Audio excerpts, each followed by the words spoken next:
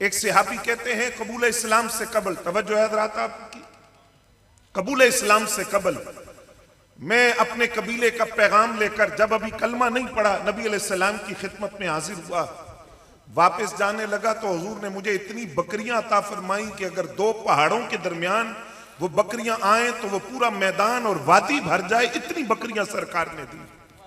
फरमाते जब मैं वापस गया मैंने अपने कबीले से कहा अस्लिमू अस्लिमू, जल्दी जल्दी इस्लाम लाओ, जल्दी जल्दी ईमान लाओ।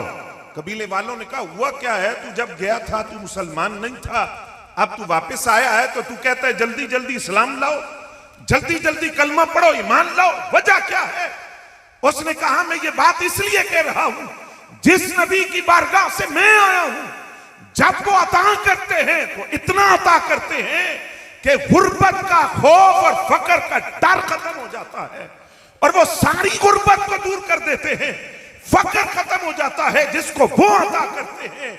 और उनकी बारगाह से जो नवाजा जाए फिर उसको और किसी दर पे जाने की जरूरत नहीं पड़ती। जिस तरह हजरत गजाली ज़मा अल्लामा सैयद अहमद सईद शाह काज़मी रहमतुल्लाह ताला अलैह, आपसे किसी ने सवाल किया कि आप अपने नबी की सखावत की बात करते हैं, हातम ताई ईसाई था तो उसकी सखावत तो फिर बहुत ज्यादा थी, क्यों?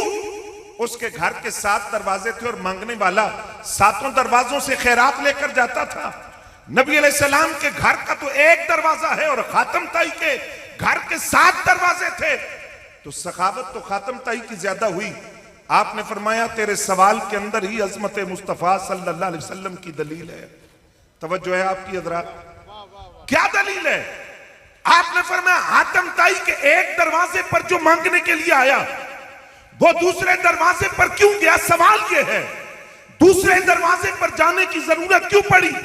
इसलिए कि एक दरवाजे से उसकी तसल्ली नहीं हुई, वो दूसरे दरवाजे पर गया, फिर तीसरे पर गया, 7 दरवाजे फिरा, तसल्ली फिर भी नहीं हुई।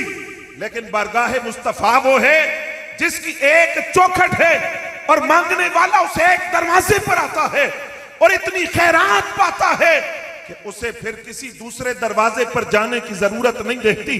हुजूर एक चौखट से उतने इतना अता करते हैं, उसका फकर, उसकी गुर्बत, उसकी मोहताजी का खात्मा होता है। तो फरमाया मोहब्बत अगर सखावत की वजह से हो तो इस कायनात इंसानियत में हुजूर से बड़ा सखी कायनात ने कहीं न कोई देखा है न क़यामत तक देखेगा। बल्कि वो आज फरमाया कब्र में लेट कर भी नमाज रहे हैं। आला हज़रत फरमाते मांगेंगे मांगे जाएंगे, मुंह मांगी पाएंगे। तवज्जो है आपकी, आला हज़रत है ना, आला हज़रत, और आला हज़रत फाज़िल बरेलवी रहमतुल्लाह अलैह के हर शेर के पीछे कुरान और हदीस का मफ़हूम होता है। फरमाया मांगेंगे मांगे जाएंगे, मुंह मांगी पाएंगे। मांगेंगे मांगे जाएंगे, मुंह मांगी पाएंगे। आप थोड़ा तवज्जो करें तो जरा वो खतीबाना रग भी फड़क रही है। मैं एक बात जरा अर्ज कर दूं, ये रगड़ा दर रगड़ा है।